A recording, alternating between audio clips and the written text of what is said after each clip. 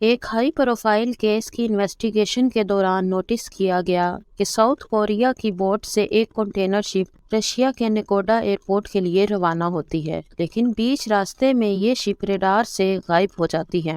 اگر آپ یہ سمجھ رہے ہیں کہ یہ شپ کسی حادثے کا شکار ہو گئی تو ایسا ہرگز نہیں ہے۔ یہ ایک ہائی پروفائل اسمگلنگ کا کیس ہے اور اس شپ کو جان بوجھ کر ریڈار سے غائب کیا گیا تھا۔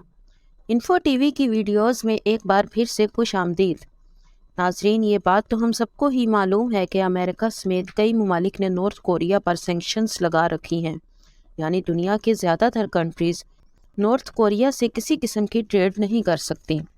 ایسا مانا جاتا ہے کہ نارتھ کوریا پر یہ سینکشنز نیوکلیئر پروگرام یا ویپنز کی وجہ سے لگائی گئی ہیں، لیکن اصل میں یہ نارتھ کوریا کے ڈکٹیٹر کا سخت بیہیویئر ہی ہے جو ان سینکشنز کی وجہ ہے۔ کم جونگ یون جو کہ نارتھ کورین پریزیڈنٹ ہے، یہ اپنی زندگی بادشاہوں کی طرح گزارتے ہیں۔ سوئس واچز سے لے کر پرائیویٹ بوٹس تک ایسی کوئی چیز نہیں جو ان کے پاس نہ ہو۔ کم جونگ کو وہ تمام لگژریز پسند ہیں جن کو وہ UN کی طرف سے لگائی گئی سینکشنز کی وجہ سے کسی بھی کنٹری سے امپورٹ نہیں کر سکتے۔ لیکن پھر بھی نارتھ کورین ڈکٹیٹر کے پاس بلیک رولز روائس، مے ویگ S62 اور مے ویگ S600 پل مین گارڈ جیسی گاڑیاں موجود ہیں۔ یہ سب کوئی معمولی لگژری کارز نہیں ہیں۔ ان میں بلٹ اور بم پروفنگ کے ساتھ ساتھ وہ تمام فیسلٹیز موجود ہیں جو کسی پریزیڈنٹ کی گاڑی میں ہوتی ہیں یا ہونی چاہیے۔ لیکن سوال یہ ہے کہ یونائٹڈ نیشن کی سینکشنز کے بعد بھی نارتھ کوریا وہ تمام لگژری آئٹم کیسے امپورٹ کرتا ہے، اور وہ کون سی کمپنیز ہیں جو کہ ایک سینکشن کنٹری کو گاڑی سیل کرنے کی ہمت کرتی ہیں۔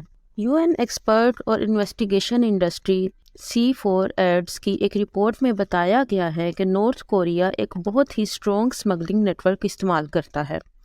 اگر بات کی جائے مرسڈیز میں بیگ کی تو یہ جرمنی میں مینوفیکچر ہوتی ہیں۔ جب کمپنی سے پوچھا گیا کہ انہوں نے سینکشن کنٹری کو گاڑیاں سیل کیوں کی تو ان کا کہنا تھا کہ ان کے پاس ان گاڑیوں کا کوئی ریکارڈ ہی موجود نہیں ہے۔ مرسڈیز کے مینیجر خود پریشان تھے کہ ان کی top of the range luxury گاڑیاں نارتھ کوریا پہنچی تو آخر کیسے۔ اس مسٹری کے ٹاپ آف دا باٹم جاننے کے لیے کافی عرصہ ریسرچ چلتی رہی۔ آخر کار ایک دن یہ بھانڈا پھوٹ ہی گیا۔ آئیے دیکھتے ہیں کہ مرسڈیز مے بیگ کو یورپ سے نارتھ کوریا کیسے اسمگل کیا گیا۔ روٹرڈیم سے شروع ہوا تھا۔ ریکارڈز میں دیکھا گیا کہ دونوں گاڑیاں الگ الگ سیلڈ کنٹینر میں بند ہو کر پورٹ پر آئی تھیں۔ 20 جنوری 2018 کو یہ دونوں کنٹینرز ایک کارگو شپ میں لوڈ ہو کر روانہ کیے گئے۔ یہ چائنا کی کوسکو شپنگ کارپوریشن کی کارگو شپ تھی جو 41 ڈے کا سفر طے کر کے 31 جنوری کو چائنا کے ڈالٹن پورٹ پہنچی تھی۔ ان سیلڈ کنٹینر کو پورٹ پر اتار لیا گیا جہاں وہ کچھ عرصے تک پڑے رہے۔ 26 اگست کو یعنی کہ آف لوڈ ہونے کے 26 دنوں کے بعد ان دونوں کنٹینرز کو ایک دوسری شپ میں لوڈ کر کے جاپان کے اوساکا پورٹ پر بھیج دیا گیا اور یہاں سے ان کو ایک اور کنٹینر پر لوڈ کر کے بوسن جو کہ ساؤتھ کوریا کا ایک پورٹ ہے وہاں بھیج دیا گیا۔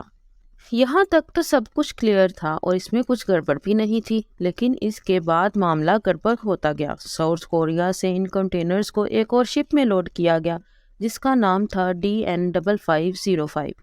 1 اکتوبر کو DN5505 یہ دونوں کنٹینر سمیت ساؤتھ کوریا سے نکل کر رشیا کے نکوڈکا پورٹ کے لیے روانہ ہوا۔ یہ سفر قریب 5 دنوں کا تھا، لیکن دوسرے ہی دن بیچ راستے میں شپ اچانک سے ریڈار سے غائب ہو گیا۔ ریکارڈ میں دیکھا گیا کہ 18 دنوں کے بعد DN5505 دوبارہ سے ریڈار پر شو ہوتی ہے، لیکن اب وہ رشیا سے واپس آ رہی ہیں۔ اس بار اس میں کنٹینر نہیں بلکہ 2500 ٹن کوئلہ لدا ہوا تھا۔ وہ کنٹینر کہاں گئے اور آخر جب یہ شپ غائب ہو گئی تھی تو اس کے بیچ اس کے ساتھ کیا ہوا؟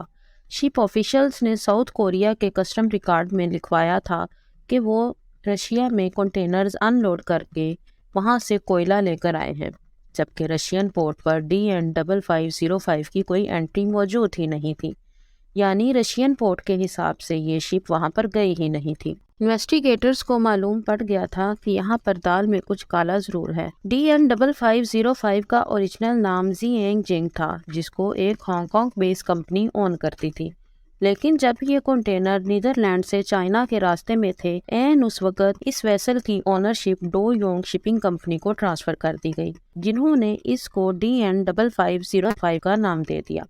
انویسٹیگیشن سے معلوم پڑا کہ ڈو یونگ شپنگ کمپنی کا مالک ایک رشین بیس بزنس مین ہے۔ یہ کمپنی مارشل آئلینڈ میں رجسٹر کی گئی تھی، لیکن یہ ویسٹ افریقن کنٹری ٹوگو کی فلیگ کے ساتھ دیکھا گیا۔ اصل میں اس ساری سٹوری کو جان بوجھ کر کنفیوزنگ بنایا گیا تھا تاکہ انویسٹیگیٹرز کبھی اس کیس کے باٹم تک پہنچ ہی نہ سکیں۔ لیکن خوش قسمتی تھی کہ انویسٹیگیشن ٹیم کو ایک اور سراغ مل ہی گیا۔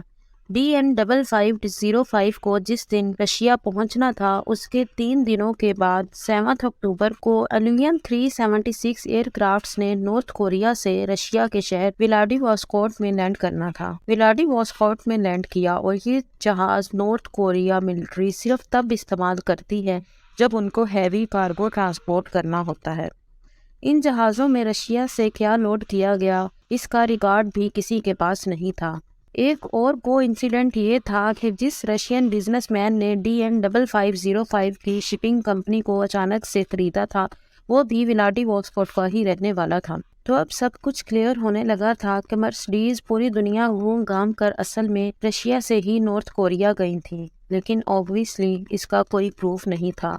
امید ہے آپ کو ہماری یہ ویڈیو بھی پسند آئی ہوگی۔ آپ اس کو بھرپور لائک اور شیئر کریں گے۔ آپ کے پیار بھرے کومنٹس کا بہت شکریہ۔ ملتے ہیں اگلی شاندار ویڈیو میں۔ انفو ٹی وی کو سبسکرائب کرنا ہرگز مت بھولیے گا۔ اللہ حافظ۔